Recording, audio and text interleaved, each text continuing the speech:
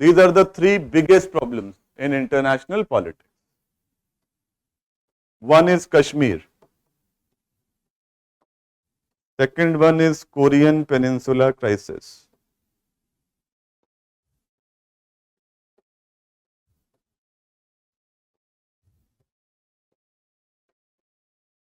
Third one is West Asia crisis.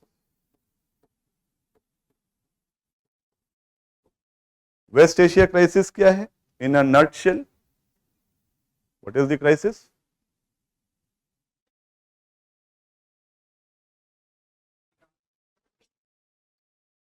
Real problem. बाकी तो we will include everybody.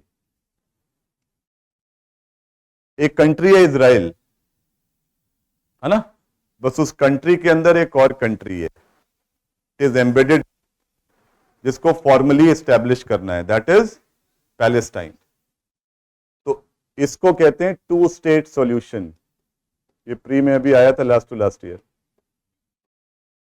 तो two state solution refers to West Asia crisis, जहां पर Israel के अंदर दो टेरिटरीज हैं, वेस्ट बैंक, गाजा, इसको मिलाकर एक पैलेस्टीनियन इंडिपेंडेंट स्टेट क्रिएट करना है. वो हो नहीं पा रहा है. अग्रीमेंट हो गया था ओस्लो में अर्ली 90s, पर अभी तक उसको ऑपरेशनलाइज नहीं कर पा रहे हैं, because Israel has its own reservations. ये लोग गड़बड़ करते हैं, जब तक सुधरेंगे नहीं तब तक इनको कंट्री नहीं देंगे. ठीक है, एक ये क्राइसिस. कोरियन अभी हमने पढ़ा, कश्मीर आगे हम पढ़ेंगे. इनको न्यूक्लियर फ्लैश पॉइंट्स क्यों कहते हैं? Because these problems they can lead to a nuclear conflict. यानी इन स्टेक होल्डर्स के पास न्यूक्लियर वेपन. न्यूक्लियर वेपन्स कितनी कंट्रीज के पास है दुनिया में?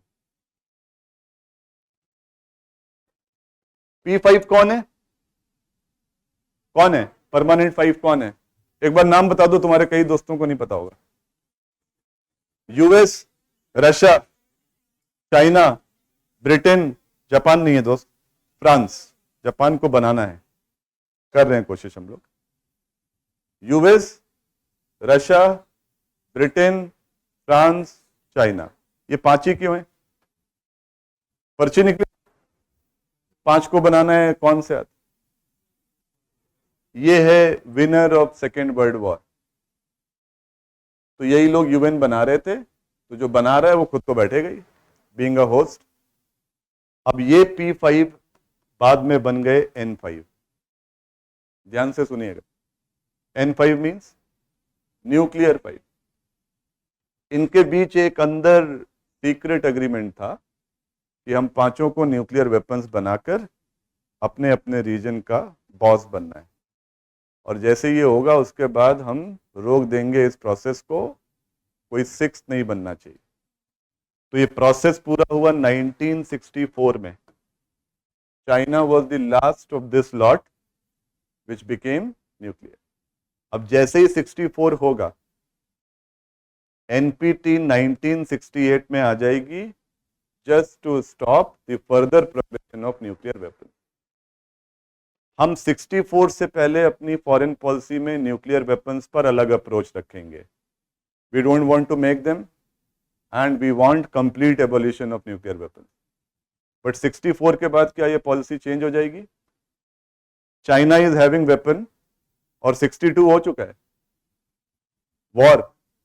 तो ऐसे में इंडिया को एक प्रैग्मेटिक अप्रोच लेना पड़ेगा और अपने न्यूक्लियर वेपन प्रोग्राम को भी क्लैंडस्टाइन बता नहीं सकते, क्योंकि हमको चाहिए था सपोर्ट, और अगर बताते बम बनाने के लिए चाहिए तो nobody would have provided that support. तो हमने कहा गरीब देश है, इतने सारे, देखो पॉवर्टी का क्या लेवल है, हमें न्यूक्लियर एनर्जी के लिए यूरेनियम दो. सबने दिया, और बिजली बनाते बनाते 74 में हमने बम बनाया. तो सब कुछ, ये इवेंट इसलिए इंपॉर्टेंट है कि आप नेशनल इंटरेस्ट के लिए आप अपने कल्चर को, आप अपने जो भी आपका आइडिया ऑफ अ कंट्री है, सबको छोड़ सकते हो, प्रिंसिपल्स को छोड़ सकते हो. आपको ग्राउंड पर अपनी सिक्योरिटी को हमेशा एस्टैब्लिश करना. तो N5 बन गया. इसके बाद चार और बने, led by us, India, Pakistan, north Korea अभी जो करा, एंड इजराइल। अब इसमें बाकी सब कंट्रीज ने जब भी वेपन्स डेटोनेट करे तो ऊपर सैटेलाइट्स हैं, they capture the seismic data, तो सबके प्रोग्राम्स की पूरी मतलब थरो रिसर्च हुई कि इतने इंटेंसिटी का बॉम्ब होगा, इतना अर्थक्वेक, सीज्मिक एक्टिविटी थी, सब कुछ। इजराइल को कोई कैप्चर नहीं कर पाया आज तक, मतलब इनका डेटोनेशन कभी कैप्चर रिकॉर्डेड नहीं हुआ। तो एक ग्रुप ऑफ कंट्रीज ने कहना शुरू किया कि ऐसे ही बोलता है नहीं इसके पास, बट ये एक मेजर कोई पॉलिटिकल वो बना नहीं, because Israel is a different country. आप ज्यादा उससे बोलोगे एविडेंस दो, जैसे हमारे यहाँ बालाकोट में मांग, इजराइल से ज्यादा एविडेंस मांगोगे कि we don't think you have a weapon, तो वो लौटती गाड़ी से आपको एविडेंस भेज देगा।